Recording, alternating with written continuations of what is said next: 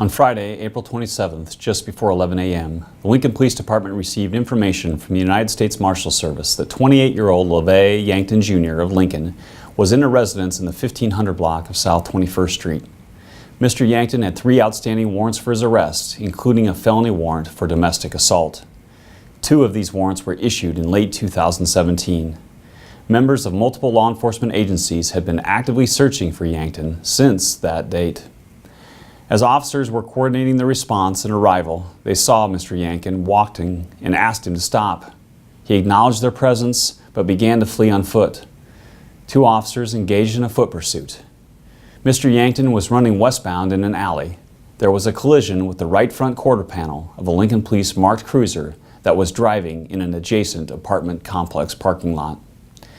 Mr. Yankton sustained a broken left leg. A medical response was immediately requested. He was transported by Lincoln Fire and Rescue to a local hospital where he was treated. Mr. Yankton was released from the hospital and lodged at the adult detention facility for the arrest warrants and for possession of brass knuckles by a prohibited person. He remains incarcerated. In an effort to be transparent with the public we serve, the circumstances surrounding this incident were first released on Friday afternoon. Policy and practice mandates that any collision with the Lincoln Police Cruiser is reviewed by supervision in our Safety Committee. The initial review supports that this collision was accidental.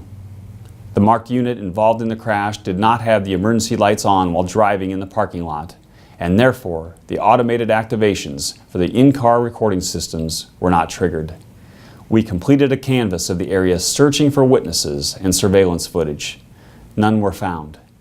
If you have video recordings of this incident, please call 402-441-6000.